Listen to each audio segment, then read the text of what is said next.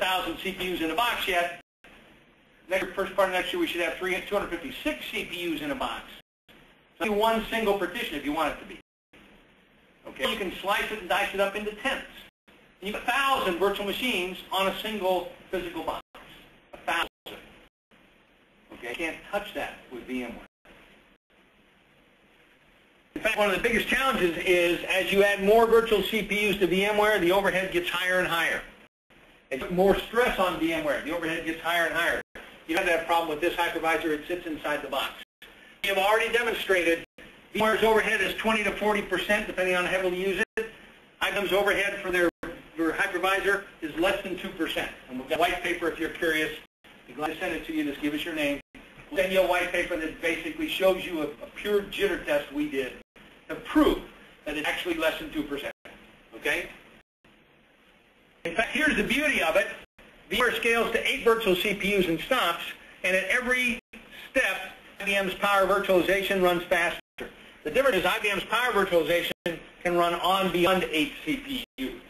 So you can get your great big Sybase instances in a virtual environment on the same box. This is actually a benchmark that Fujitsu did for us, bless their hearts. It's called ASE-15 2-tier benchmark, which everybody has to run. This particular benchmark, Fujitsu ran 2 ways. One, they ran on a native platform on Intel box. The other one they ran with VMware. Identical configuration. The only difference was this is running VMware and Linux on top of it. This is running Windows straight up. Okay?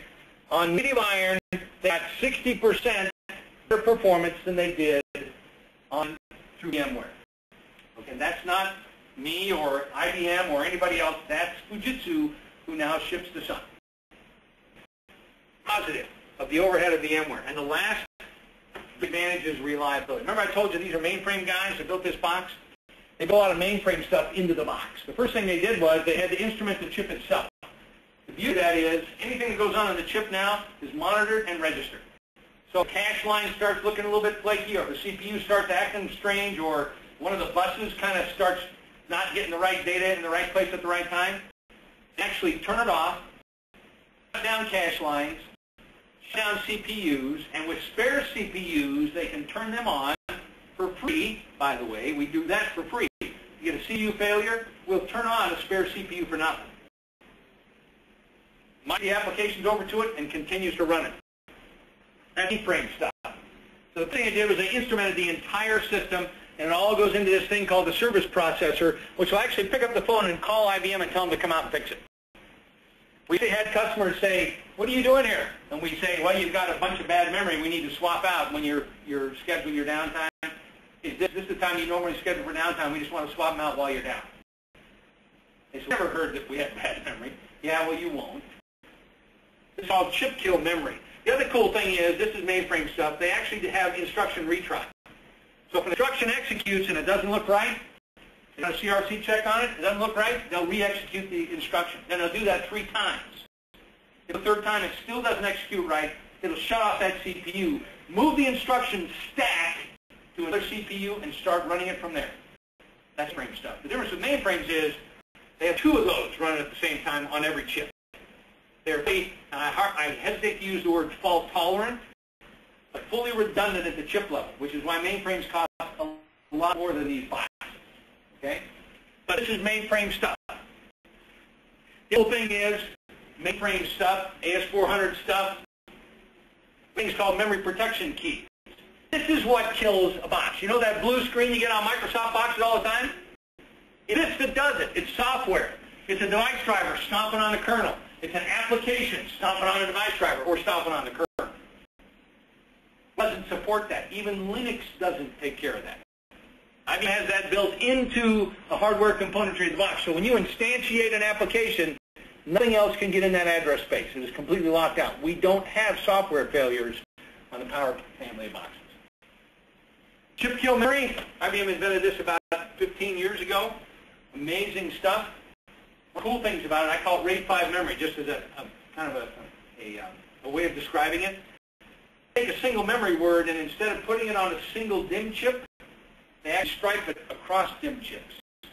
So if you use ECC, error correcting code, you know ECC will correct a single bit error, it will detect a double bit error, right? But if it's got a single bit error and it can't fix it, you got to add bit. If an entire DIMM chip fails, you lose the entire word and you can't repair it. So put one bit on each DIMM, a complete set of DIMMs fail, all you've lost is one bit in each word. There's no spare memory around because ECC is very inefficient. You take those spare bits, you turn them into words, and suddenly you just keep running, and the system keeps clocking. IBM, this is what NASA sent to Mars with the original Pathfinder.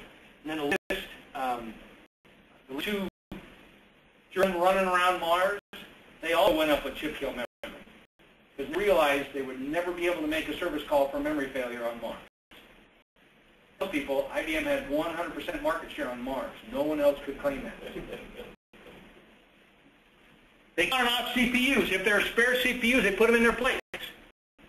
One thing our customers tell us, get this box up and running and stable, it doesn't go down. It doesn't crash. It doesn't fail. It just keeps running. Very few failures, hard failures on this technology. We talked about the value proposition. What does it turn into? This is SAP. We talked about SAP SD. Here's SAP for a 64-way 780, which is the higher end of these boxes. That's 64 cores. Okay. Here's that M9000 from Fujitsu, the Oracle microsystems. 64 sockets, 256 cores. Compare that to 64. So here's 256 M9000 cores, 64 Power 7 cores. Which one do you think runs Sybase faster? Yes. Same kind of technology. And the other ones, the Cool Threads, Niagara technology from Sun that they're touting, slow, well down compared to a 4-socket power box. Same thing with TPCC, performance we see across the board. Itanium, everybody talks about the Itanium. Itanium is well behind the times, well behind the performance. Another example, there's a 2-socket 780 compared to 4-socket R6000, which is the Itanium, the R6600, the DL580, which is HP's Dunnington Intel processor box. HP hasn't been able to get their Nehalem boxes out yet. I had their Nehalem boxes out for about 3.5 months. HP has yet to ship theirs. Now we hear solve the problems, and they're supposed to start shipping on Monday. That's a rumor, but I wouldn't be too surprised. They're getting pretty close. And this is an example of what we did with Sybase right here in town. We had a customer who was basically a hedge fund running a whole bunch of transactions. They were doing about 2,500 transactions a minute on an E1600, and they said, we got a problem. We know we're going to double in our performance in 3 months. We know we're going to double again next 3 months. We got to get it to go faster. So they called Sun and said, fill this thing up. So Sun went from a 24-core E6900 to a 48-core E6900, and the performance went from 2,500 transactions per second to 2,400 transactions per second. And it cost $3 million.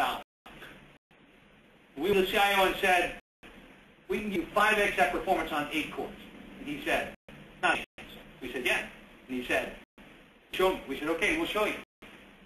So we brought a box in. Now, it didn't have 8 cores. It actually had 7 because we were using 1 core for VIO, virtual I/O. 7 cores. We loaded up Sybase. We plugged into their Sun front ends. We were running their front end application. We turned it on.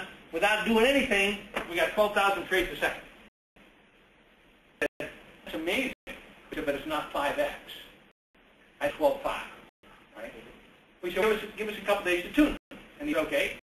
So we went in, we tuned AIX, we tuned Sybase, we turned it back on, we got 25,000 trades a second. That's much tuning is possible with this, okay? 25,000 trades a second on 7 cores. If you do math, that's more trades per second per core than running on the whole E6900 with 48 cores loaded in. The significant difference between the old Spark technology and IBM is with power today. Okay. Excuse me, but the new power is using the reduced instruction set due power 700 kV is based upon ASE-15.